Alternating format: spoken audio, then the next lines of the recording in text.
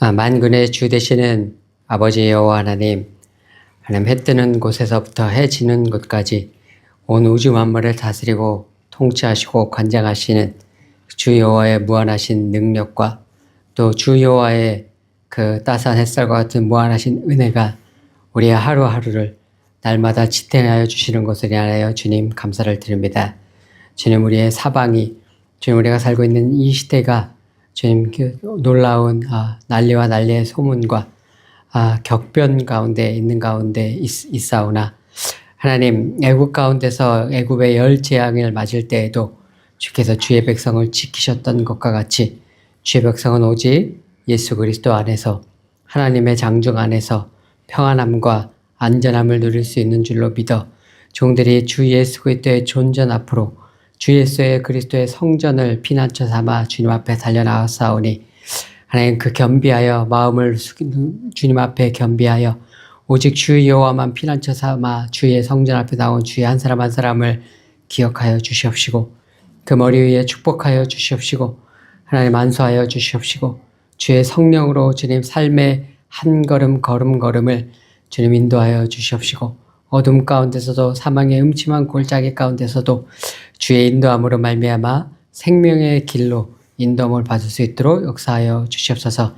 주님, 이 시간 종들이 그 영혼의 갈급함으로 하나님 주님 앞에 나와 주님의 음성 듣기를 갈망하오니 주님, 저 종들의 삶 가운데 생명수와 같은 광야 가운데 생명수와 같은 주님의 진리의 말씀으로 먹여주심으로 하늘의 만나로 다시금 우리의 영혼들을 소성시켜 주시는 역사로 주의 성령께서 친히 역사하여 주시옵소서. 주님 앞에 부탁드리며 예수 그리스도의 이름으로 기도하였습니다. 오늘 함께 읽은 이제 본문의 말씀은 계시록 6장에 나오는 말씀입니다. 계시록 4장에 보게 되면 여호와 보좌에 하나님의 보좌에 하나님께서 두루마기를 갖고 계십니다. 근데 이 두루마기를 이제 어린 양 그리스도께서 하나님의 보좌 가운데 있는 두루마기를 받게 됩니다.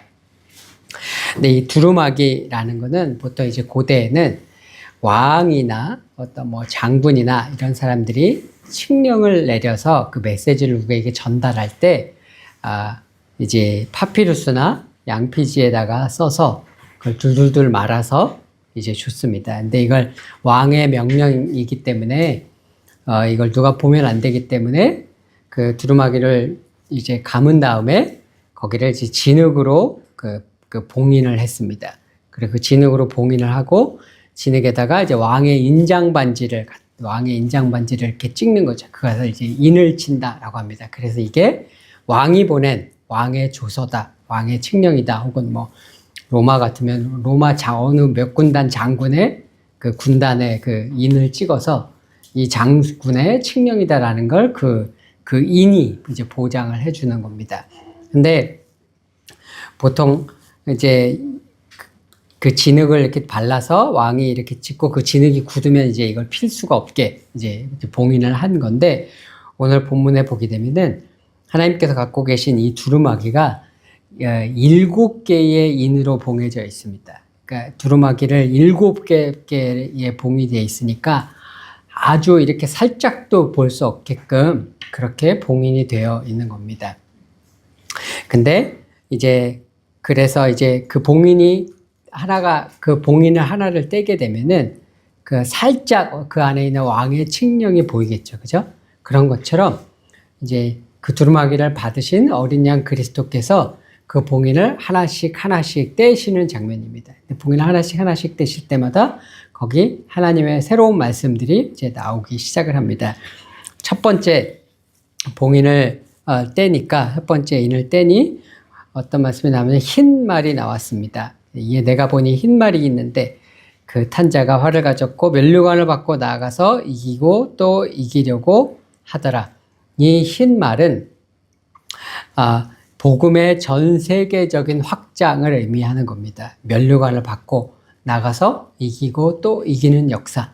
그래서 예수 그리스도로 말미암아 예수 그리스도의 복음이 전 세계 가운데 나아가서 전 세계에서 주의 말씀이 전 세계 열방을 정복하는 그러한 역사를 이제 의미를 하는 거죠.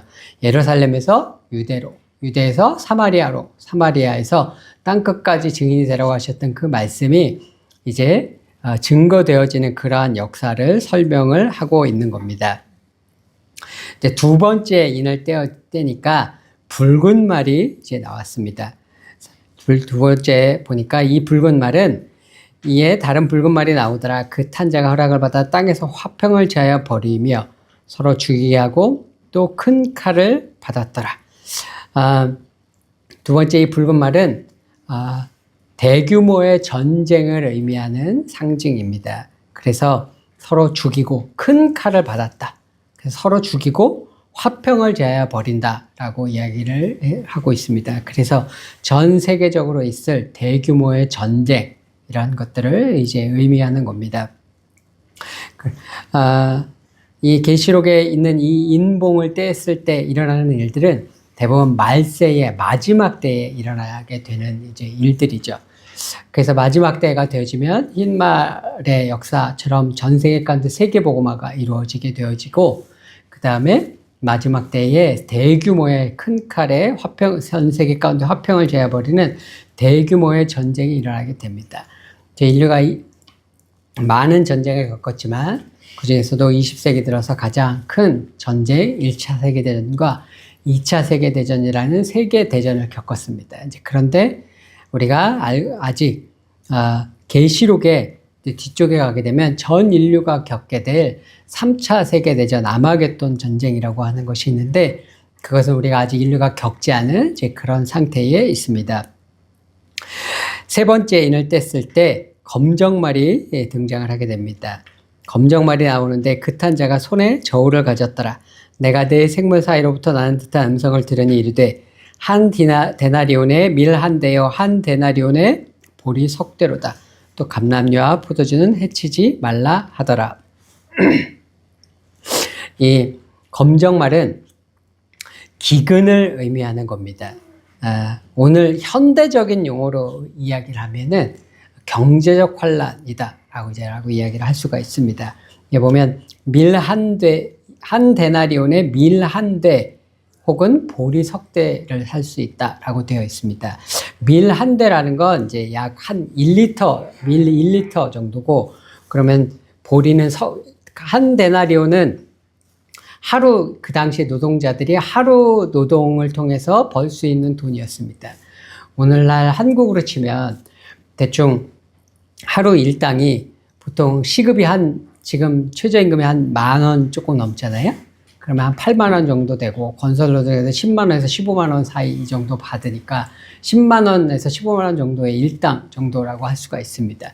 그 일당을 받아서 이 사람들이 살 수 있는 게 뭐냐면 밀 한 대, 밀 1리터 정도, 혹은 보리 이제 3리터 정도입니다. 보리는 이제 밀보다 훨씬 싸기 때문에 보통 밀은 중산층의 식량이고, 이제 보리는 고대에는 이제 가난한 자들의 식량이다 이렇게 얘기를 하거든요. 보리는 이제 영양이 훨씬 적기 때문에 보리는 훨씬 쌉니다. 그래서 하루 종일 벌어서 일을 해서 벌은 돈으로 딱 밀 한 대, 1리터 아니면 보리 석 대 살 수 있는데, 밀 한 대는 어느 정도의 분량이냐면 성인 남자 하루를 버틸 수 있는 정도의 식량입니다. 하루 종일 벌어서 밀을 사게 되면 본인 한 사람이 먹을 수 있는 정도의 식량을 살 수 있다는 얘기고, 보리를 사게 되면 한 3명 정도가 먹을 수 있는 식량을 살 수 있다는 이야기입니다.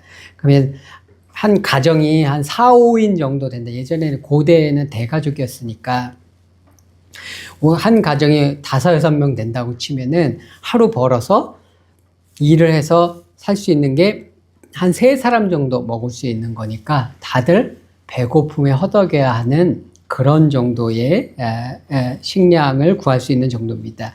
이게 어느 정도냐면은 고대의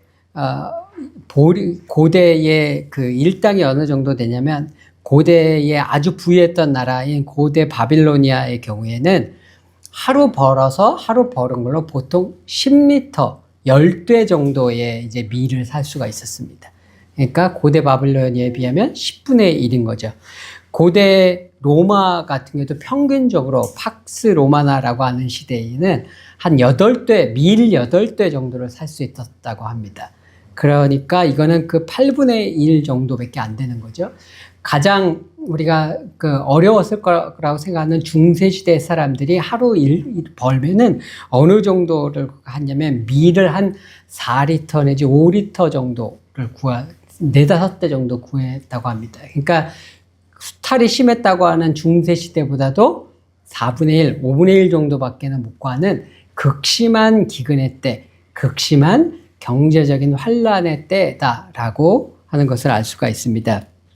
그런데 여기 보면 감람류와 포도주는 해하지 말라라고 되어 있습니다. 근데 감람류와 포도주는 중산층 이상이 즐길 수 있는 비싼 기호식품입니다. 감람류와 포도주는 보편적으로 농사를 짓는 이 사람의 입장에서는 기근이 왔을 때, 가뭄이 들어서 농사를 망칠 때에도 그 가뭄의 때를 잘 버티는 작물이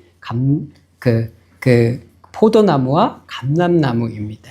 그래서 기근이 왔는데, 경제적인 환란의 때가 왔는데, 적어도 이 기호품들, 고소득층의 사람들이 구할 수 있는 물건들은 아직 고소득층은 타격을 입지 않는, 경제적인 환란이지만 서민층들은 그래서 타격을 입고 먹고 사는 것 자체가 너무 어렵지만 그 사회에서 고소득층은 별반 크게 타격을 입지 않는 그런 상태라고 할 수가 있습니다.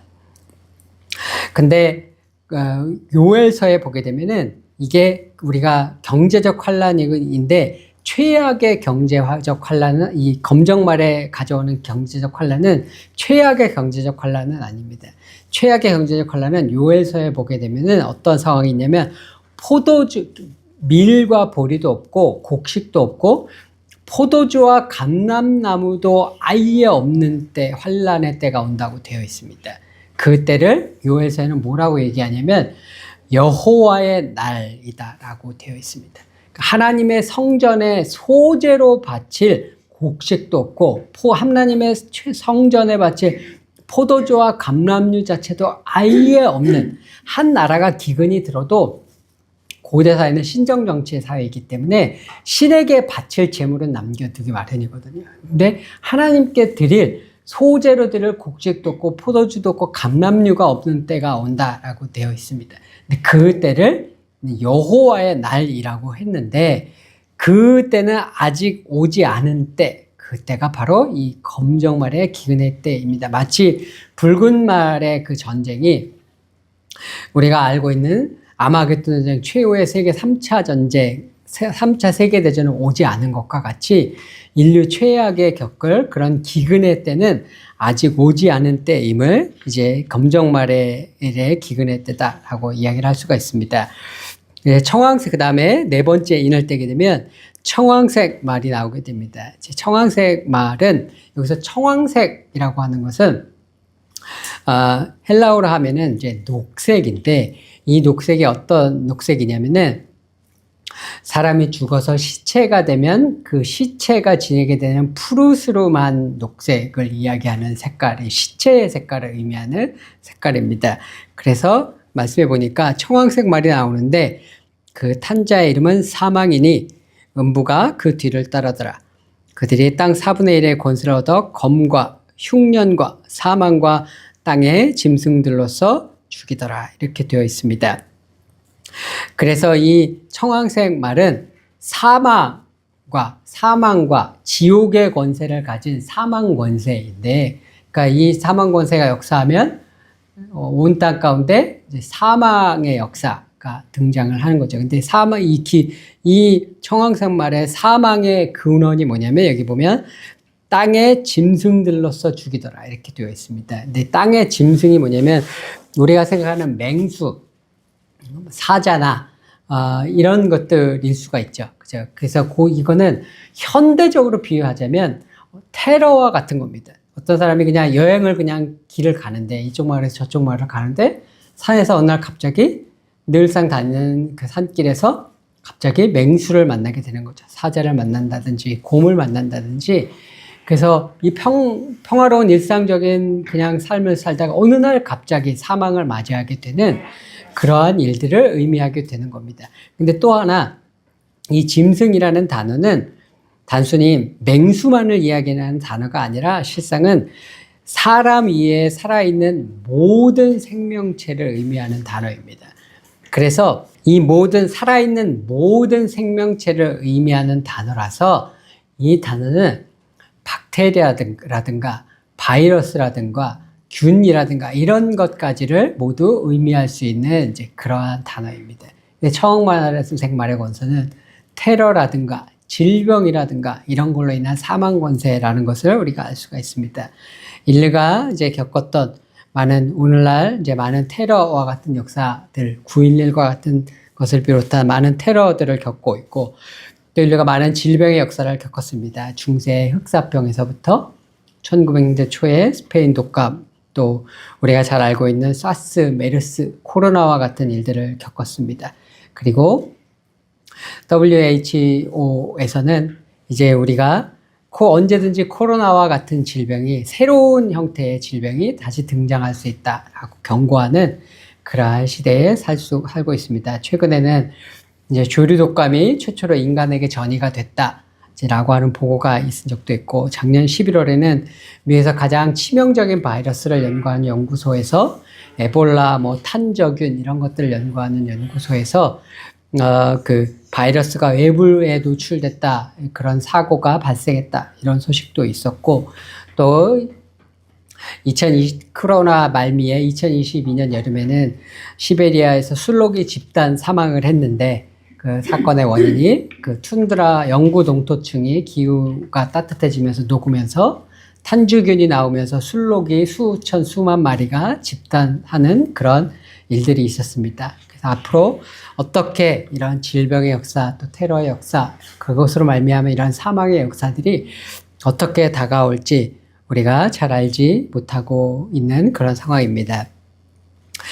근데 이런 붉은 말과 검정 말과 청황색 말로 대변되어지는 마지막 때의 말, 이런 환란의 때를 예수님께서도 이미 말씀을 하신 바가 있습니다. 예수님께서는 이렇게 압축적으로 말씀을 해주셨죠. 마태복음 24장에 난리와 난리 소문을 듣겠으나 너는 삼가 두려워하지 말라.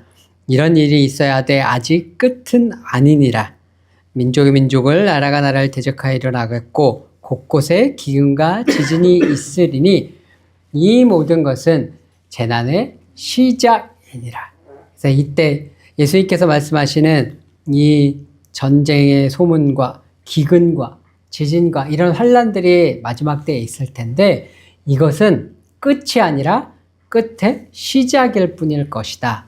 여기 재난의 시작이다 라고 이야기하는 단어가, 여자가 아이를 낳을 때 나는 산통의 시작을 의미하죠. 그래서 새 예루살렘이 탄생되기 위한 산통의 이러한 것들은 시작일 뿐이지, 붉은 말, 검정 말, 청황색 말의 전쟁과 기근과 질병과 테러와 이러한 난리와 난리의 소문들은 마지막 때가 시작이 되었다는 그 시작일 뿐이지 그것이 끝은 아니다 라고 이제 예수님께서 이제 말씀을 해 주셨습니다. 이제 큰 검정말의 역사를 봐도 우리가 계시록 예언되어져 있는 아마겟돈 전쟁은 아직 일어나지 않았고, 또 기근을 봐도 여호와의 날의 최악의 기근은 일어나지 않았고, 사망의 역사가 있지만 아직 우리가 생각하는 최악의 상황은 아직 오지 않은 것은, 이제 예수님이 이 압축적으로 말씀하신 것을 통해서 이제 붉은 말과 검정 말과 청황색 말의 역사가 재난의 시작에 때 해당되는 것임을 저희가 이제 알 수가 있습니다. 이 6개의 인을 이제 다 떼게 되면은, 그러면은 어떠한 일이 벌어질 것인가? 6개의 인을 떼어지는 이야기를 쭉 듣게 되면은, 6개의 인을 다 떼어지게 되면 하나님의 뜻이 드러나게 되고, 예수님의 재림, 하나님의 나라가 이루어질 것을 우리가 보편적으로 기대를 하게 됩니다. 그런데 그리스도께서 이 6개의 인을 다 떼시자 하나님의 나라가 임하는 것이 아니라 잠깐 고요한 때가 임하게 됩니다. 6개의 인을 다 떼니까 7장 1절에 6개 인을 다 떼니까 어떠한 일이 일어나게 되냐면은 7째 인을 떼실 때에 하늘이 반 시간쯤 고요하더니 내가 보매 하나님 앞에 7 천사가 서 있어 7 나팔을 받았더라. 6개의 인을 다 뗐더니 하나님의 나라가 최후 심판이 임하고 하나님의 나라가 예수님의 재림이 임하는 것이 아니라 잠깐 아주 고요한 순간, 반시 동안 고요한 순간이 있더니 그 다음에 다시 7개의 나팔을 부는 천사가 나서 7개의 나팔의 재앙이 일어나게 됩니다. 그 7개의 나팔의 재앙은 성도들로 하여금 깨어 일어나라는 하나님의 성도들을 깨우시기 위한 심판이기도 하면서 하나님의 성도를 향해서 깨어 일어나도록 하기 위한 하나님의 축복의 경고이기도 합니다. 그 7개 나팔이 다 있으면 이제 하나님께서 그러면 이제 재림하시는가, 예수님께서 재림하시는가 했더니 그 뒤에 최후의 마지막 심판 7개의 대접 재앙이 임하게 됩니다. 7개의 대접 재앙이 임하고 그 마지막으로 이제 예수님께서 재림하시고 하나님의 나라가 임하는 역사가 이제 계시록에 있는 마지막 때에 하나님의 나라가 임하기까지의 시간 서술입니다. 이 계시록의 이야기를 쭉 읽고 이해하면서 저는 늘 궁금한 것이 이 계시록이 전개하고 있는 마지막 시대의 시나리오 중에 우리는 과연 어느 시대에 살고 있는가? 우리는 과연 이 인이 떼어지는 이런 계시록의 4마리 역사하는 시대에 살고 있는 것인가? 아니면 반시 동안 고요한 때에 살고 있는 것인가? 아니면 나팔의 재앙의 때에 살고 있는 것인가? 아니면 그 뒤에 7 대접 재앙의 때에 살고 있는 것인가? 우리가 살고 있는 시대는 과연 어느 시대 가운데 있는 것인가? 저는 그것이 늘 이제 궁금합니다. 그리고 우리가 살고 있는 시대를 분별하기 위해서 늘 그것을 하나님 앞에 묻게 되곤 합니다. 제가 20세기 우리가 인류가 살아온 20세기의 시대를 돌이켜보면 20세기가 인류가 전쟁을 많이 겪었습니다. 1차 세계대전, 2차 세계대전을 겪었고 또 한국에서 한국 전쟁을 겪었고 베트남 전쟁을 겪었고 또 중동에서 1차부터 4차까지의 중동 전쟁을 겪었고 뭐 이란 이라크 전쟁을 겪었고 뭐 유고 쪽에서 코소보 전쟁을 겪었고 많은 전쟁을 겪었으면서 또 20세기를 우리가 규정하는 키워드를 이제 2차 대전 이후에 미소 냉전이라고 하는 대결의 시대를 겪었습니다. 근데 그 미소 냉전이라는 대결의 시대를 겪고 1990년에 소련이 무너지면서 약 30여 년, 90년대부터 약 2020년 정도까지 약 30여 년간을 우리가 팍스 아메리카나라고 하는 잠깐의 평화로운 시대를 겪었습니다. 그래서 온 세계가 세계화의 혜택을 누리는, 그래서 온 세계가 물류가 서로 왔다 갔다 하고 철의 장막과 주계 장막이 없어지는 우리가 미국이 지배하는 세계 체제 안에서 큰 전쟁 없이 우리 온 인류가 교류하는 형태의 그러한 어떻게 보면 제가 느끼기에는 마치 성경에서 이야기하는 반시가 동안 고요한 때와 같은 그런 시기들을 겪은 것이 아닌가라는 생각을 개인적으로 하게 됩니다. 그리고 이제 2020년대에 들어서면서 저희가 급격하게 다시 한번 전쟁의 소식과 난리의 소문들을 겪고 있습니다. 우크라이나 전쟁을 겪고 있고 이스라엘과 하마스의 전쟁을 겪고 있고 이스라엘과 이란에 미국이 또 폭격하는 사태가 있었고 또 최근에는 계속해서 중국이 대만을 침공할 것인가 하는 이야기들을 계속해서 나오고 있습니다. 아틀란틱 카운슬이라는 잡지에서 2030 시나리오라고 하는 중국의 대만 침공 시나리오라는 걸 발표를 했습니다. 거기 보면 중국이 대만을 침공을 하고 그러면 일본이 개입을 하고 그러면 괌에 있던 미국이 개입을 하고 그 상황을 틈타서 북한이 남한을 타격하고 그래서 그 남한이 개입하게 된다라는 형태의 어떤 시나리오들이 예측하는 그러한 연구소들의 보고서도 나오고 있는 상황입니다. 최근에는 저희가 미국이라는 나라에서 이제 베네수엘라의 대통령을 납치하는 군사작전을 펼친 것을 보았습니다. 그리고 또 이란에서 엄청난 또 소용돌이 가운데 일어나는 것을 보았고, 미국이 그린란드를 침공하겠다는 위협을 하는 그러한 그 난리와 난리의 소문들을 우리가 끊임없이 접하고 있습니다. 이러한 여러 가지 난리와 난리의 소문들은 단순히 베네수엘라 사태라든가 이란의 사태라든가 그린란드 사태라든가 이것이 단순히 한 나라의 사태가 아니라 큰 틀에서 이것이 전 세계의 패권 경쟁의 구도라는, 미국과 중국의 패권 구도, 경쟁이라는 구도 속에서 일어나고 사건이라는 것을 우리가 잘 알고 있습니다. 그리고 이 패권 경쟁이라는 것은 언제나 한쪽이 수그려 들고 들어갈 마음이 없으면 계속해서 팽팽한 긴장감을 유지하다가 언젠가는 전쟁으로 귀결되어지는 것이 패권 전쟁의 결말인 것을 인류의 역사가 언제나 지금까지 보여주고 있습니다.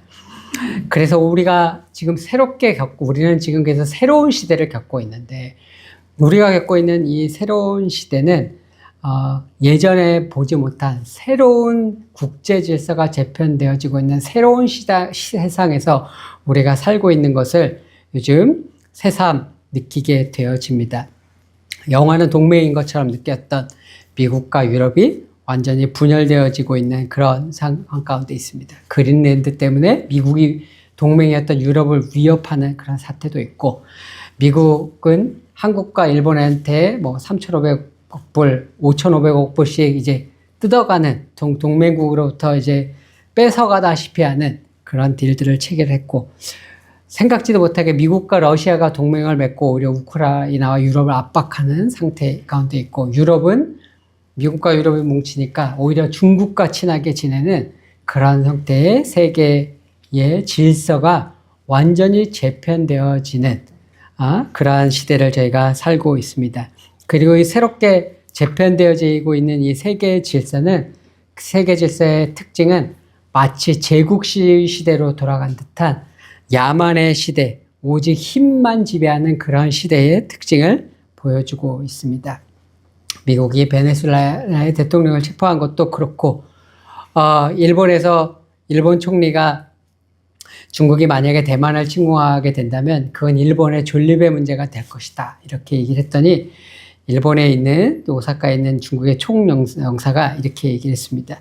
일본 그 총리를 향해서 멋대로 들이민 그 더러운 목은 한순간의 주저도 없이 베어버릴 수밖에 없다. 각오는 되어 있는가? 또 미국 대통령은 그 백악관 홈페이지에 마두로 베네수엘라 대통령을 체포하면서 이제 까불면 죽는다, 이제 욕이 섞인 이런 말을 백악관의 공식 트위터와 SNS에다가 올렸습니다. 세계가 새로운 야만의 시대로 접어들고 있는 것을, 기존에 우리가 알고 있었던 최소한의 외교적인 수사와 최소한의 예의 범절이라는 것도 없는 완전한 야만의 시대, 완전한 약육강식 시대로 접어들고 있는 것을 목도하게 됩니다. 그 가운데서 세계가 이렇게 난리와 난리의 소문 가운데 들어가고 있는데, 과연 우리는 이 우리가 살고 있는 이 시대가 계시록에서 하나님의 말씀이 우리에게 보여주고 있는 그 마지막 때의 시간의 흐름 가운데서 과연 우리는 어느 가운데 살고 있는가? 저는 그것을 파악하는 것이 정말 중요하다고 생각이 되어집니다. 왜냐하면 우리가 살고 있는 시대가 어떠한 시대인지를 분별하게 된다면 그것이 우리가 오늘을 어떻게 살아가야 할지를 깨닫게 해주는 중요한 척도가 되어지기 때문입니다. 그럼에도 불구하고 우리가 과연 계시록의 이 시간의 흐름 속에서 정확하게 어느 시대에 살고 있는지는 정확하게는 잘 알지 못하겠습니다.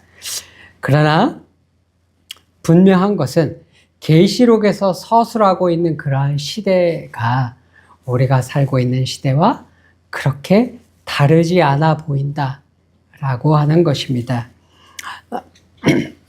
그 중에 가장 큰 이유 중에 하나는 무엇이냐면 그런 야만적인 세상의 모습뿐만 아니라 세계 복음화가 거의 다 이루어져 가고 있기 때문입니다. 예루살렘에서 예수님의 제자 수십 명과 예수님의 부활에 500여 명의 사람에게 나타나셨던 그 수백여 명에서 시작된 복음이 이제 사마리아, 유대와 사마리아를 통해 그 증거되어지고 바울을 통해서 터키, 오늘날의 터키 지역과 그리스 지역의 증거가 되고 로마에까지 증거가 됐습니다. 그리고 그 초대교회를 통해서 그 복음이 이태리 쪽에서 로마인들은 야만인들의 지역이라고 생각했던 오늘날 프랑스 지역으로 증거가 되어지고 영국 쪽까지 증거가 되어졌습니다.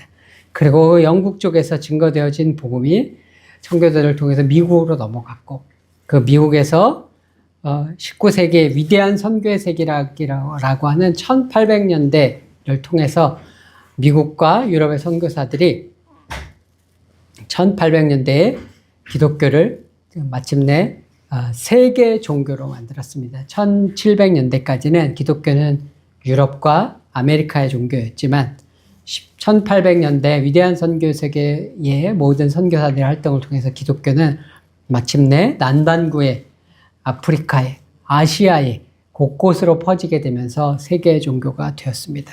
그리고 그 복음이 약 150여 년 전에 대한민국에 왔고 대한민국은 또 세계 제2위의 미국에 이은 세계 제2위의 선교 대국이 되어지면서 열방 가운데 복음을 증가하는 역사를 펼쳤습니다. 그리고 그 한국에서 일어났던 놀라운 성령의 역사, 한국에서 펼쳐졌던 그 놀라운 성령의 역사들은 오늘날 어느 곳에서 가장 많이 우리가 듣게 되냐면 중국, 인도, 그리고 이슬람 지역에서 놀라운 성령의 역사가 일어나는 것을 많이 듣게 됩니다. 제가 수년 전부터 미국에 있는 방송들을 보게 되면은 미국의 그 선교 방송 이런 것들을 제가 인터넷으로 보게 되면은 코로나 이전부터 어떤 이야기들이 있었냐면은 오늘날 전 세계에서 가장 기독교가 빨리 성장하는 나라가 어디냐 하면은 그게 이란이다. 이런 이야기를 들었습니다. 그래서 그 이야기를 제가 들었는데 이란에는 지금 예전에 한국 선교사들도 있었는데 이란이 전 세계적인 제재를 받고 하면서 한국 선교사들도 다 나왔고 한국 기업들도 다 나왔고 미국 선교사도 없기 때문에 이란에 지금 선교사가 없거든요.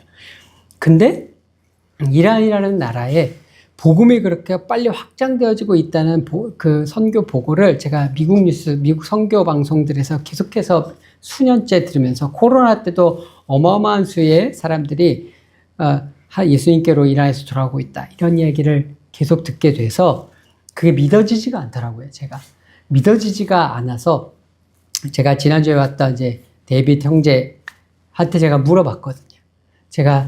내가 이 미국의 선교 방송을 보면은 이런 얘기를 내가 듣는데 그게 진짜냐?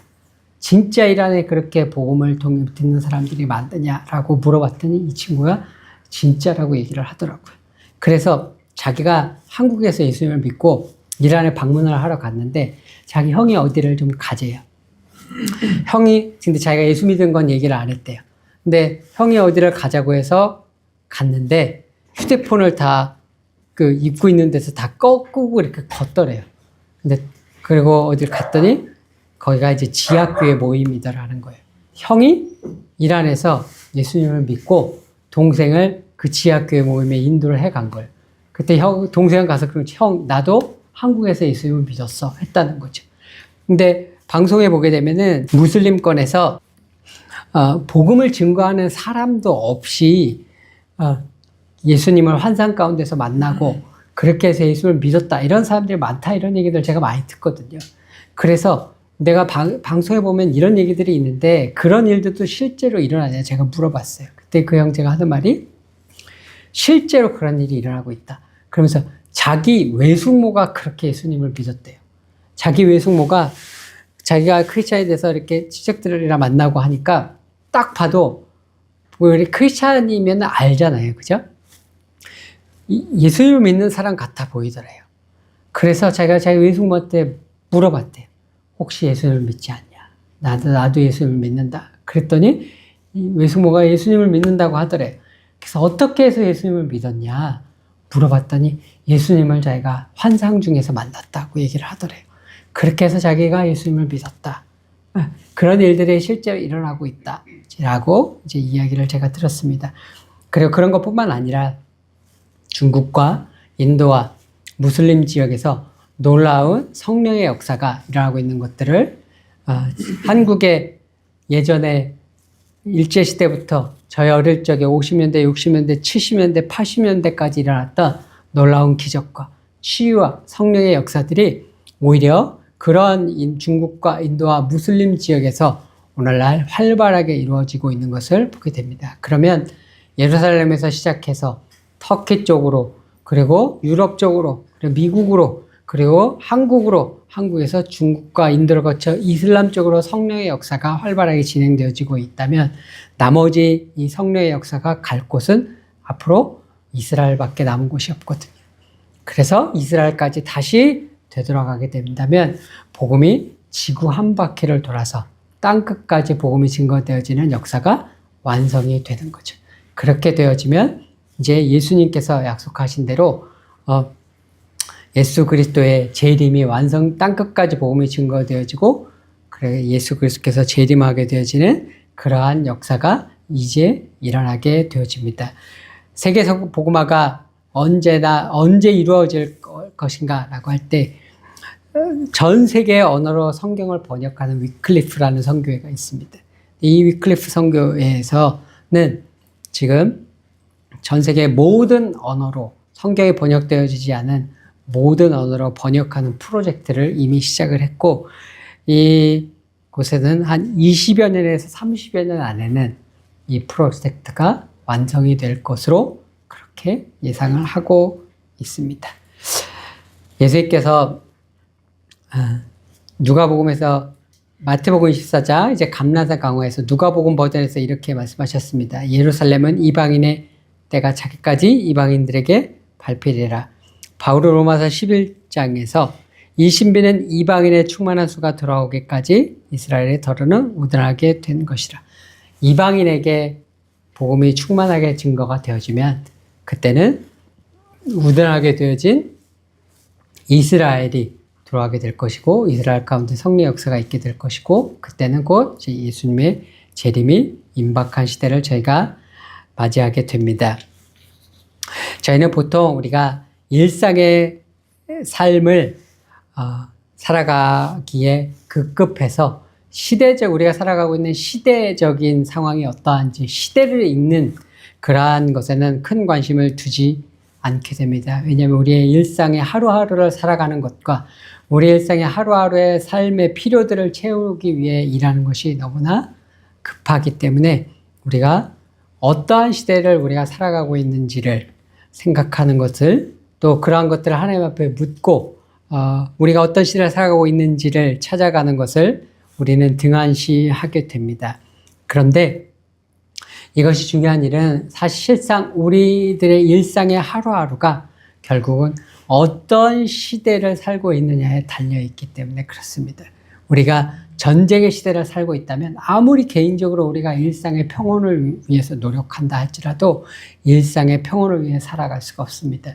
우리가 질병의 시대를 살아간다면 코로나와 같은 때 아무리 우리가 우리의 일상을 평안 가운데 살아가려고 해도 그 질병의 시대의 질고를 우리도 함께 짊어져야 합니다. 우리의 일상은 우리가 살고 있는 그 시대에 달려 있습니다. 근데 그래서 우리는 우리가 살고 있는 시대가 어떠한지를 정확하게 읽고 그 시대 가운데 하나님께서 역사하시는 하나님의 역사의 흐름이 어떤 것인지를 읽고 그 가운데서 하나님 어떻게 우리가 이 시대를 살아가야 할지 하나님께로부터 지혜를 얻어서 그 어려운 시대를 우리가 살아나가야 할 것입니다. 이스라엘 백성이 애굽 땅에서 열 재앙이 있을 때 모세의 인도함, 모세의 영도로 말미암아 그 재앙을 잘 넘어갈 수 있었습니다. 저희도 역시 우리가 살고 있는 시대가 어떠한 재앙의 시대일지 모르지만 하나님께서 주시는 지혜로 말미암아 우리가 그 하나님의 지혜를 의지해서 이 시대를 온전히 분별하고 이 시대 가운데 하나님께서 우리에게 원하시는 것이 무엇인지를 온전히 분별해서 이 난리와 시대, 난리의 소문이 가득한 이 시대 가운데서도 애국 가운데서 보장을 받았던 이스라엘 백성과 같이 평안 가운데 이 난리의 소문이 가득한 이 시대를 주 예수께서 그렇게 주시는 그 지혜로 말미암아 평안 가운데 지내실 수 있기를 예수님의 이름으로 축원드립니다. 말세가 가까워지고 있는 이 시대에 정말 하나님의 인침 보장을 받으심으로 하나님의 지혜로 평안 가운데 주께서 지키시는 복락을 영원히 누리시는 저와 여러분 모두가 되시기를 예수 그리스도의 이름으로 축원드립니다. 우리 이 시간 잠시 하나님 앞에 기도하도록 하겠습니다. 주님, 우리에게 이 시대를 분별할 수 있는 지혜를 허락하여 주시옵소서.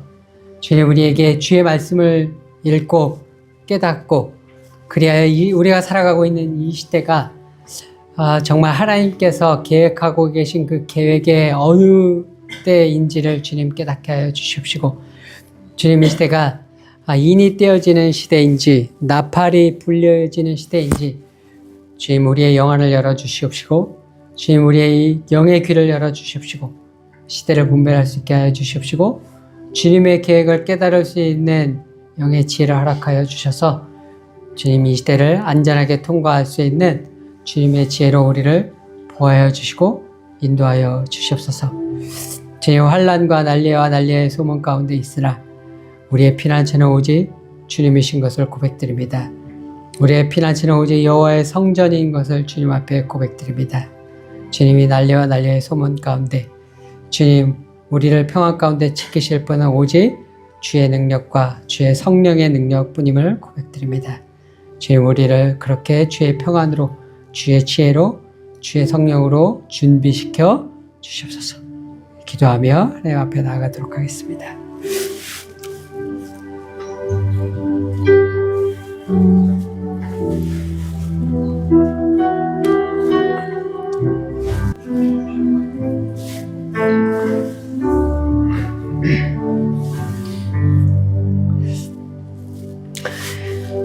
할렐루야. 만군의 주 되시는 주 여호와 하나님, 주는 왕의 왕이요 주의 주이시오니 하나님 만군의 주이시며 모든 나라와 열방을 다스리고 통치하시는 크고 광대하신 온 우주를 통치하시는 여호와 하나님이신 것을 주님 앞에 고백드립니다. 온 우주와 온 열방과 모든 나라와 열국의 왕들이 다 주의 손에 있사오니 하나님 열왕이 모든 나라와 족속과 민족과 백성과 방언이 오직 살아계신 우리 주 여호와 하나님 앞에 무릎을 꿇고 여호와 하나님만 경배할 수 있도록 주님 도와주시옵소서. 특별히 저희가 살고 있는 이 나라 이 땅이 여호와 하나님만 경배하는 나라 되어지도록 주님 역사하여 주시옵소서. 이 나라 이 땅의 교회가 여호와 하나님만 경배하며 여호와 하나님 앞에만 무릎 꿇으며 하나님 오직 우리의 힘이 오직 여호와이신 것을 고백하며 하나님 세상이 자신의 정치력으로 자신의 힘으로 하나님 이 나라를 다스리고 통치하려고 할 때에 오직 참되신 이 나라의 왕 되신 그 여호와 하나님께서 우리의 기도를 들으시고 그들의 괴계를 무너뜨리시며 오직 여호와 하나님의 나라를 이 땅 가운데 이루시는 것을 주님 목도할 수 있도록 도와주시옵소서. 그러기 위하여 주께서 이 나라를 축복하실 수 있도록 교회가 온전히 주님 앞에 설 수 있도록 역사하여 주시옵소서. 주님 앞에 주님만 경배하며 세상의 힘을 의지하지 아니하며 세상의 돈을 의지하지 아니하며 세상의 권력을 의지하지 아니하며 세상의 정치력을 의지하지 아니하며 오직 완전히 부복하여 엎드려 오직 여호와 하나님만 우리의 힘으로 삼는 참된 하나님께만 영광을 돌려드리는 주님, 우리의 힘이 없는 것을 주님 앞에 고백하여 오직 주님 역사하시는 것을 주님 역사하여 주시옵소서. 주님께 간청드리며 주님의 역사를 보고 이 땅에 하나님께서 역사하신 것으로 말미암아 하나님께 영광 돌리는 그런 하나님의 통로가 되어지는 교회 되어지도록 이 나라 이 땅을 역사하여 주시옵소서. 주님, 또 저희가 살고 있는 이 시대가 난리의 소문이 가득하며 하나님 전쟁의 흉포한 소문들이 가득하며 하나님 또 기근의 소문들이 가득하며 하나님 곳곳에서 하나님 경제적 환난과 기근으로 말미암아 사람들이 아우성치는 가운데 있사오나 하나님 이스라엘 백성들을 애국 가운데서 지키신 것과 같이 하나님 저들이 부르짖을 때마다 주께서 들으시고 지키시고 보장하셨던 것과 같이 주의 백성들 한 사람 한 사람 그 부르짖음을 주께서 하늘에서 들으시고 하나님 모세와 같은 인도자를 주님 주께서 보내시며 주님 주의 성령으로 날마다 인도하시고 이끄시며 주의 지혜로 환난 가운데서 안전하게 안위하시며 주께서 우리 성령으로 말미암아 우리를 주의 성전으로 이끄시고 주께서 우리의 피난처가 되어 주시는 것을 믿사오니 주님 우리는 주로 말미암아 평강을 누릴 수 있도록 하나님 주의 그 날개로 품어 주시옵소서. 주님 안에 평안하게 하여 주시옵시고 주님 안에 안전하게 하여 주시옵소서. 오직 주만 피난처로 삼아 주께로 달려가오니 하나님 세상 의지하지 아니하고 주께만 경외하고 주만 경배하는 주의 종들 한 사람 한 사람 칭찬하여 주시옵시고 안수하여 주시옵시고 주의 성령으로 기름 부어 주시옵소서. 주님께 감사드리옵고 주님을 의뢰하고 의탁하오며 우리 주 예수 그리스도의 이름으로 기도드렸습니다.